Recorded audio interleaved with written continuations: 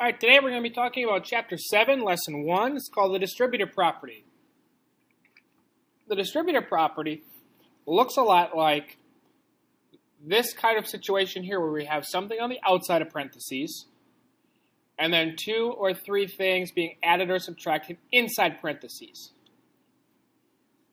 In order to undo or simplify the distributive property, the term on the outside has to get multiplied by everything on the inside. So A times B would be AB. A times C is AC. And because this plus sign is here, we continue that plus sign there as well.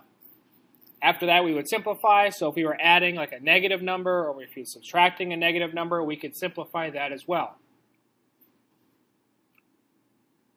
If we have just numbers, this 4 gets applied to the 6 and the 2. We have to multiply. So 4 times 6 will be 4 times 6. 4 times 2 is the same as 4 times 2. And the plus sign stays where it is. And then simplifying, 4 times 6 is 24. And 4 times 2 is 8. So this would be 32. So let's look at some examples here. It says use the distributive property to evaluate 7 times 3 plus 12. This 7 gets applied here and here, so it'll be 7 times 3. Add 7 times 12. And this plus sign stays with everything, so 7 times 3 is 21. 7 times 12 is going to be 84. And 21 and 84 is 105. Please do not simply do 3 plus 12 is 15, and then 15 times 7 is 105. Yes, that'll get you the exact same answers. However, you need to show me that you can do the distributive property. That would be able to show your or check your answers. But use the distributive property, especially if it says to use the distributive property. Example 2. Rewrite each expression using the distributive property. So again, the 4 gets applied to the x and the 7. So 4 times x, 4 times 7. Bring the plus sign along. So 4 times x is 4x, plus 4 times 7 is 28. Letter B, same thing. 6 times the P, 6 times the 5. So it would be 6 times P, 6 times 5. Bring the minus sign along because there's a negative sign here now, or a minus sign. 6 times P is 6P.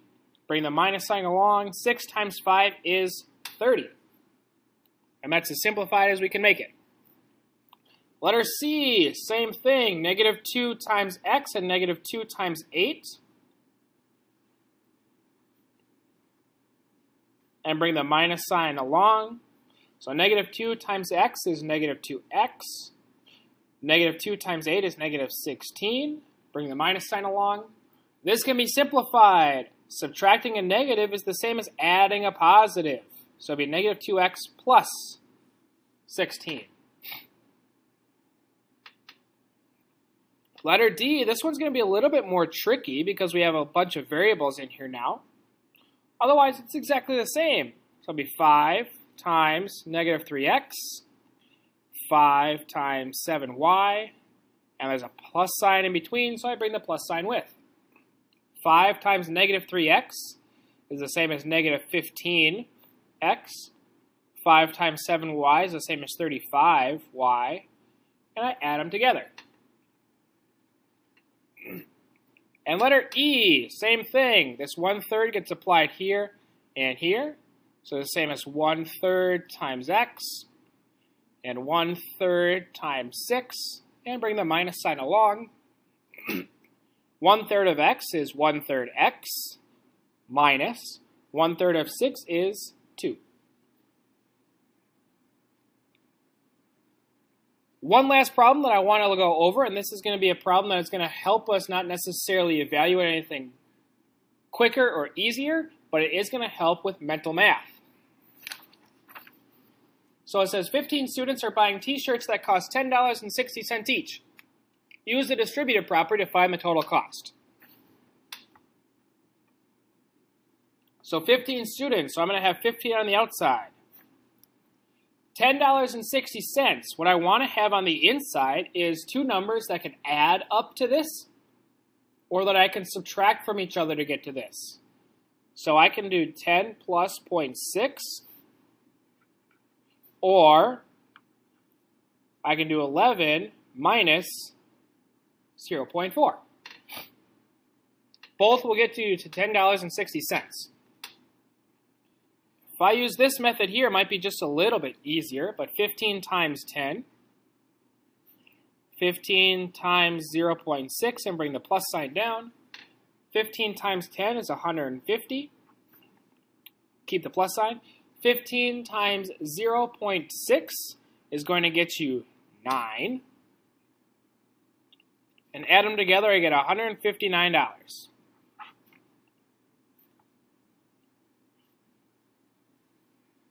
If I use this method here, it'd be 15 times 11, 15 times 0.4 with a minus sign now.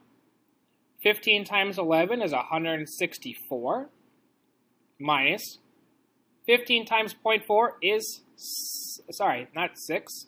It is, yeah, it is 6. And this is 165. 165 minus 6 is, again, $159. So it does not matter which method you use, but if it says to use the distributive property, do not simply do 15 times 10.6 to get you 159. That is not showing me that you have an understanding of the distributive property. Distributive property helps when it comes to solving things mentally, solving things quicker, and that's how I do some pretty difficult math problems in my head. For example, like 25 times 26, or 25 times 34. I know how to do 25 times 30 and 25 times 4, and I can add them together. Or if I do 25 times 40, then minus 25 times 6.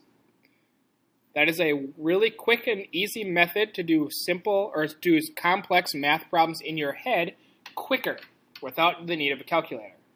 So if anybody has any questions, please let me know. Otherwise, this is the end of lesson 1.